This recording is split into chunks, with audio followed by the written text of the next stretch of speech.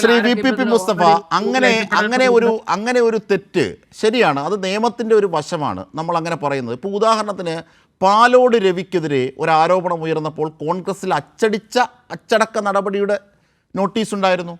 പാലോട് രവിയുടെ വാർത്ത പുറത്തുവിട്ട കോൺഗ്രസ് സംഘത്തിനെതിരെ നടപടിയെടുത്തപ്പോൾ അത് അച്ചടിച്ച റെസിപ്റ്റ് നോട്ടീസായി അവിടെ എത്തി. പക്ഷേ ഇത് വാക്കാൽ മാത്രം, ഓറലി മാത്രം ഒതുങ്ങി രാഹുൽ മാങ്കൂട്ടത്തിൽ. പാലോട് രവിക്കില്ലാത്ത എന്ത് ആനുകൂല്യമാണ് രാഹുൽ മാങ്കൂട്ടത്തിനുള്ളത്? KPCCക്കുള്ളിലെ കോൺഗ്രസിലുള്ള മുതിർന്ന നേതാക്കന്മാർ പലരും രാഹുൽ മാങ്കൂട്ടത്തിനെതിരെ നിലപാടെടുത്തിട്ടും ആ നിലപാടിലേക്ക് എത്താൻ KPCCക്ക് തയ്യാറാകേണ്ടി വരുന്നില്ല. എന്താണ് അതിൻ്റെ പിന്നിലെ കുട്ടൻസ്? ഇതൊക്കെയാണ് ചോദ്യം ചെയ്യപ്പെടുന്ന വശങ്ങളിലൊന്ന്. മറ്റൊന്ന്, ഇപ്പോൾ ഇവിടെ പൊടിപ്പാറ സൂചിപ്പിച്ചതുപോലെ ഈ അർത്ഥത്തിൽ ഒരു ധാർമ്മിക വിഷയമായി കുറ്റം തെളിഞ്ഞതിൻ്റെ ശേഷം കാണുന്ന ഒരു സംഭവമാണോ നമ്മുടെ മുന്നിൽ, ക്യാമറയ്ക്ക് മുന്നിൽ ഒരു കൊലപാതകം നടക്കുന്നതും അതിനുള്ള നിയമപ്രക്രിയയും, അല്ലെങ്കിൽ ഒരു കൊലപാതകം നടന്നതിന് ശേഷം അതിൻ്റെ സംശയത്തിൻ്റെ അടിസ്ഥാനത്തിലുള്ള നിയമപ്രക്രിയയും തമ്മിൽ വ്യത്യാസമില്ല ഈ ഡിജിറ്റൽ കാലത്ത്? ശരിയായിരിക്കാം, നിയമ നടപടികൾക്ക് അതിൻ്റേതായ രീതികൾ കാണാം, പക്ഷെ നമ്മൾ കാഴ്ചക്കാരെന്ന നിലയിൽ ധാർമ്മികമായി അവിടെയുള്ള ഉയരുന്ന വശങ്ങളില്ലേ ശ്രീ VPP മുസ്തഫ? അതിനെ ഇങ്ങനെ കണ്ടാൽ മതിയോ?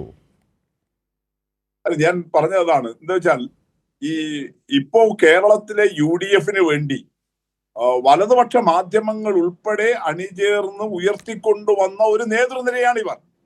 ഷാഫി പറമ്പിൽ, രാഹുൽ മാങ്കൂട്ടത്തിൽ, VT ബൽറാം, PK ഫിറോസ്, ഇപ്പോ കേരളീയ സമൂഹത്തിന്റെ മുന്നിൽ തുറന്നു കാട്ടപ്പെട്ട ഇവരെല്ലാം ഏതെങ്കിലും വലിയ നിലയിലുള്ള രാഷ്ട്രസേവനത്തിന്റെ ഭാഗമായിട്ട് നേതൃനിരയിലേക്ക് വന്നവരല്ല. ഒരു പ്രത്യേക താളത്തിലും ലയത്തിലുമാണ്. ഒന്ന്, സോഷ്യൽ മീഡിയ പ്ലാറ്റ്ഫോമുകൾ, അതിനകത്ത് പേയ്മെന്റ് നടത്തി അതിന്റെ ശക്തി ഉപയോഗിച്ച് വന്നിട്ടുള്ള ഒരു കവറേജ്. രണ്ട്, വലതുപക്ഷ മാധ്യമങ്ങൾ ഈ പറഞ്ഞ UDF ഈ യുവ നേതൃകൂട്ടത്തിന് നൽകുന്ന പ്രിവിലേജ്, ഇത് രണ്ടും ചേർന്ന് ഉയർന്നു വന്ന നേതാക്കളാണിവർ. അതിന്റെ ഭാഗമാണ് ഇപ്പൊ ഇവിടെ പറഞ്ഞതുപോലെ പാലോട് രവിക്ക് ഒരു നീതിയും ഈ പറഞ്ഞ നേതാക്കൾക്കെല്ലാം മറ്റൊരു നീതിയും എന്ന മട്ടിൽ കോൺഗ്രസിൽ ഉൾപ്പെടെ കാര്യങ്ങൾ നടക്കുന്നത്. അതല്ലെങ്കിൽ പാലോട് രവിക്കെതിരെ എടുത്ത സമീപനം തന്നെ എന്തേ രാഹുൽ മാങ്കൂട്ടത്തിനെതിരെ എടുക്കാത്തത്? എന്തേ VT ബൽറാമിനെതിരെ എടുക്കാത്തത്? കാരണം ഇതുപോലെ VT ബൽറാം നടത്തിയതുപോലെ സ്റ്റേറ്റ്മെന്റിലെ കുഴപ്പമാണല്ലോ പാലോട് രവിക്കും ഉണ്ടായത്. അജിംഷാദെ, വേറെ എന്തെങ്കിലും അദ്ദേഹം ചെയ്തിട്ടില്ലല്ലോ, സ്റ്റേറ്റ്മെന്റിലെ കുഴപ്പമായിരുന്നല്ലോ. അങ്ങനെയാണെങ്കിൽ പാലോട് രവിയെ എല്ലാ സ്ഥാനമാനങ്ങളിൽ നിന്നും മാറ്റി നിർത്തി അദ്ദേഹത്തെ വീട്ടിലിരുത്തിയതുപോലെ എന്തേ VT ബൽറാമിനെ ചെയ്യാത്തത്? അപ്പൊ അവിടെയാണ് ഇതിന്റെ ഒരു സാമൂഹിക തലം കൂടി പ്രിയപ്പെട്ട ജോർജ് പടിപ്പാറ നമ്മൾ കാണേണ്ടത്. എങ്ങനെയാണ് ഇവർക്ക് കേരളീയ സമൂഹത്തിൽ നമ്മൾ ഈ ചർച്ച ചെയ്യപ്പെടുന്ന മാത്രമുള്ള നേതൃപദവിയും അംഗീകാരവും എല്ലാം ലഭിച്ചത്? അത് അവരുടെ രാഷ്ട്രീയ പ്രവർത്തനത്തിന്റെ ആർജവം കൊണ്ടുണ്ടായതല്ല.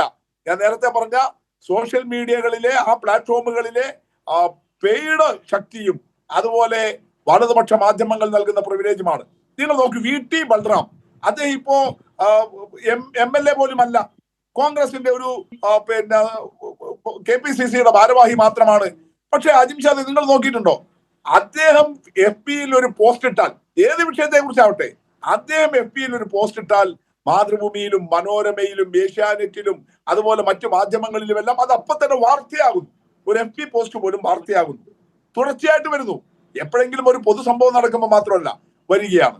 നേരത്തെ രാഹുൽ മാങ്കൂട്ടത്തിലും ഷാഫി പറമ്പിലും എല്ലാം നൽകിയ ഒരു കവറേജ് നോക്കൂ. അവരെക്കാൾ എന്തുകൊണ്ടും കേരളത്തിൽ അംഗീകാരവും ജനപിന്തുണയുമുള്ള പ്രസ്ഥാനങ്ങളല്ലേ DYFI ഉൾപ്പെടെയുള്ള ഇടതുപക്ഷ സംഘടനകൾ. ഇന്നുവരെ DYFIയുടെ അഖിലേന്ത്യാ പ്രസിഡന്റ് കൂടിയാണ് രാജ്യസഭാ MP ആയിട്ടുള്ള AA റഹീം. അദ്ദേഹം ഒരു വിഷയത്തിൽ ഒരു പോസ്റ്റ് ഇട്ടാൽ ഈ പറയുന്ന വലതുപക്ഷ മാധ്യമങ്ങൾ അത് വാർത്തയാക്കുന്നുണ്ടോ? DYFIയുടെ സംസ്ഥാന പ്രസിഡന്റോ സെക്രട്ടറിയോ ഒരു പോസ്റ്റ് ഇട്ടാൽ, FBയിൽ അവരുടെ വാളിൽ ഒരു പോസ്റ്റ് ഇട്ടാൽ അവരത് വാർത്തയാക്കുന്നുണ്ടോ? നല്ല സാമൂഹികമായിട്ട് വലിയ പ്രാധാന്യമുള്ള വിഷയങ്ങളിൽ പോലും അവർ പ്രതികരിക്കുന്നുണ്ടില്ല. എങ്ങനെയാ DYFIയുടെ നേതാക്കൾ സമൂഹത്തിൽ അറിയപ്പെടുന്നവരായിട്ട് മാറിയത്? സമൂഹത്തിൽ അവർക്ക് സ്വീകാര്യത കൈവന്നത് അവർ ആ സംഘടന ഉപയോഗിച്ച് അവരുടെ സംഘടനാ വഴികളിലൂടെ നടത്തിയ പ്രവർത്തനങ്ങളിലൂടെയാണ്. അല്ലാതെ സോഷ്യൽ മീഡിയ പ്ലാറ്റ്ഫോമുകളുടെ ഈ പേയ്മെന്റ് ബലത്തിലോ അല്ലെങ്കിൽ വലതുപക്ഷ മാധ്യമങ്ങൾ നൽകുന്ന, പൊതുമാധ്യമങ്ങൾ നൽകുന്ന പ്രിവിലേജിന്റെയോ ബലത്തിലല്ല. അപ്പൊ ഇവിടെ നമ്മൾ കാണേണ്ടതാണ്, PK ഫിറോസ് ഉൾപ്പെടെയുള്ള ആളുകൾ ഇത്ര നഗ്നരാക്കപ്പെട്ടിട്ട് ഏതെങ്കിലും തരത്തിൽ അവർക്കെതിരായിട്ടുള്ള തുടർച്ചയായ ചർച്ചയോ വിമർശനമോ സമൂഹത്തിൽ ഇവര് ഇതാ ഇങ്ങനെ പ്രതിസ്ഥാനത്ത് നിർത്തപ്പെടേണ്ടവരാണ് എന്ന ബോധം നിർമ്മിക്കാൻ കഴിയുന്ന വിധത്തിലുള്ള ആശയപ്രചരണമോ നടക്കുന്നുണ്ടോ? ഇനി ഈ വാർത്തകൾ തന്നെ ഇന്നിപ്പോ KT ജലീൽ ഉയർത്തിക്കൊണ്ടുവന്ന വളരെ ഗൗരവമായ വാർത്തകൾ എന്ത് ഇന്ന് അത് സോഷ്യൽ മീഡിയയിൽ നമ്മുടെ ചാനലുകളിൽ ഇന്ന് വൈകുന്നേരം ചർച്ചയായില്ല? ജോർജ് പടിപ്പാറ, നിങ്ങൾ നോക്കൂ, ഓർമ്മയില്ലേ നമുക്ക്?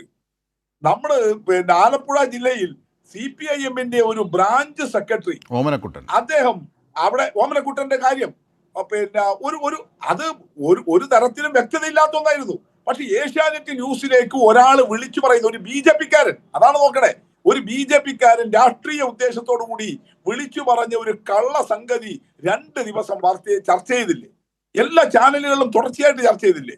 എന്ത് KT ജലീലിന്റെ ഈ വാർത്താ സമ്മേളനത്തിന്റെ ആ സമയത്ത് കുറച്ച് സമയം കൊടുത്തിട്ടുണ്ട് എന്നല്ലാതെ അതിന്റെ തുടർ പ്രക്ഷേപണം ഉണ്ടാകുന്നില്ല. എന്തുകൊണ്ട് ഇന്നത് ചർച്ചയ്ക്ക് വിഷയമാകുന്നില്ല? അപ്പൊ ഇവിടെയാണ് വലതുപക്ഷ മാധ്യമങ്ങളുടെ പ്രിവിലേജും ഈ സോഷ്യൽ മീഡിയ പ്ലാറ്റ്ഫോമുകളിലെ ഫലവും ഉപയോഗിച്ച് ഇങ്ങനെയുള്ള നേതാക്കൾ ഞങ്ങൾക്ക് എന്തും ചെയ്യാം. ഈ ബൽറാമൊക്കെ സഖാബ് AKGയെ കുറിച്ച് പോലും പറഞ്ഞ വാചകങ്ങൾ ഓർമ്മയില്ലേ? ഇന്ന് വരെ AKG അദ്ദേഹം ജീവിച്ചിരിക്കുന്ന കാലത്ത് യൂത്ത് കോൺഗ്രസ് വിമർശിച്ചിട്ടുണ്ട്. കാലം വന്ന് വിളിച്ചിട്ടും പോകാത്തതെന്തേ ഗോപാല? തിരുവനന്തപുരത്തെ മെഡിക്കൽ കോളേജിൽ അത്യാസന്ന നിലയിൽ അദ്ദേഹത്തിന്റെ അന്ത്യ നാളുകളിൽ കിടക്കുമ്പോ അങ്ങനെ തിരുവനന്തപുരം നഗരത്തിൽ യൂത്ത് കോൺഗ്രസ് പ്രകടനം നടത്തിയിട്ടുണ്ട്. അങ്ങനെയുള്ള രാഷ്ട്രീയ മുദ്രാവാക്യങ്ങളൊക്കെ ഉണ്ടായിട്ടുണ്ട്. KR ഗൗരിയമ്മയെ കുറിച്ച് അവർ ജീവിച്ചിരിക്കുമ്പോൾ ഉണ്ടായ മുദ്രാവാക്യങ്ങൾ അങ്ങനെയാണ്. പക്ഷെ മരിച്ചു കഴിഞ്ഞിട്ട് ആ AKGയെ കുറിച്ച് ഈ VT ബൽറാം ഇട്ട പോസ്റ്റ് എന്താ?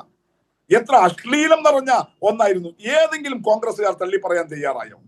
ഇവിടെ ഇപ്പൊ ജോർജ് പടിപ്പാറ നടത്തുന്ന ന്യായം എന്താ? പരാതികളില്ല. ജോർജ് പടിപ്പാറ, നമ്മൾ സത്യം പറയണ്ടേ? ഈ രാഹുൽ മാങ്കൂട്ടത്തിനെതിരെ പരാതി കൊടുത്തില്ലേ? പരാതി കൊടുത്തു എന്ന് പറയുന്നത് ആരാ? തനിക്ക് പിതൃസമാനനായിട്ടുള്ള, തിരിച്ച് VD സതീശൻ മകളെ പോലെ കരുതുന്ന പറവൂർക്കാരിയായ സതീശന്റെ അയൽപക്കത്തുള്ള കോൺഗ്രസിന്റെ പരമ്പരാഗത അനുഭാവ കുടുംബത്തിൽ നിന്നുള്ള ഒരു യുവ നടി, അവർ പഴയ മാധ്യമപ്രവർത്തക കൂടിയാണ്. അവർ പറയുന്നു, ഞാൻ 3 വർഷം മുമ്പ് VD സതീശന് പരാതി കൊടുത്തതാണ് എന്നാ അവർ പറയുകയല്ലേ? പരാതി കൊടുത്തിരുന്നില്ലേ? പോലീസ് സ്റ്റേഷനിൽ അല്ലെങ്കിലും അവിടെ കൊടുത്തതല്ലേ? എന്നിട്ട് VD സതീശൻ എന്ത് ചെയ്തു? എന്താ രാഹുൽ മാങ്കൂട്ടത്തിൽ പറയുന്നത്? നേരത്തെ അജിംഷാദ് പറഞ്ഞു, എന്നോട് ഒരു നേതാവും പറഞ്ഞിട്ടില്ല. ഇങ്ങനെ ഒരു പരാതി കിട്ടിയ കാര്യം VD സതീശൻ പോലും പറഞ്ഞിട്ടില്ല. VD സതീശന്റെ അരുമയാണ് ഈ രാഹുൽ മാങ്കൂട്ടത്തിൽ. അതാണ് VP മുസ്തഫ ചോദിച്ച കാര്യങ്ങൾ അവിടെയാണ് കൂടുതൽ പ്രസക്തമാകുന്നത്.